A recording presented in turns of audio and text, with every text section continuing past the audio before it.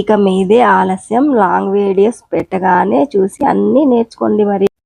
Hello అండి, ఇంకా మా ఇంట్లో పండగ స్పెషల్గా పిండి వంటలు ఎన్ని రకాలు చేసామో ఇంకా మీరే చూసేయండి మరి.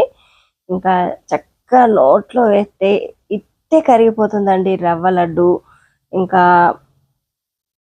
పంటి కింద పడితే పలపలామనే పల్లీల గారెలు, క్రిస్పీ క్రిస్పీ బబ్బెర గారెలు, ఇంకా నువ్వుల మురుకులు, శనగ కారపూస, సన్నని వెంట్రుక లాంటి శనగ కారపూస, టేస్టీగా ఎమ్మీగా. ఇంకా మీరు కూడా ఎలా చేసుకోవాలో ఇంకా చేసే పద్ధతి అయితే ఇంకా లాంగ్ వీడియోస్ అయితే పెడతానండి, ఇంకా మిస్ కాకుండా చూసేయండి మరి.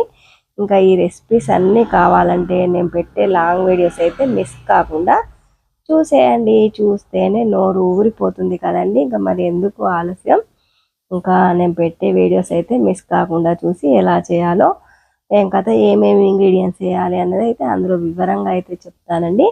ఇలా చక్కగా పొడి అయినా కానీ నీళ్లు చల్లి ఉండలు కడితే ఇంకా రవ్వ లడ్డులు అయితే చక్కగా వస్తాయండి. ఇంకా పొడిగా అయింది, అయ్యో లడ్డు రాదేమో అనుకోవద్దండి. ఇలా చేతితో తడిపి నీళ్ళని చల్లుకుంటూ కొన్ని నీళ్ళని చల్లుకుంటూ ఉండల్లా చుట్టేసుకొని ఆరబెట్టుకొని డబ్బాలో నిల్వ చేసుకుంటే ఇంకా 10-15 రోజుల వరకైనా ఇలా ఉండిపోతాయండి. ఇంకా టేస్టీ ఎమ్మి రవ్వ లడ్డూలు, ఇంకా నేను చేసిన పిండి వంటలు అన్నీ అయితే లాంగ్ వీడియోస్ అయితే పెడతానండి, మిస్ కాకుండా చూసేయండి మరి.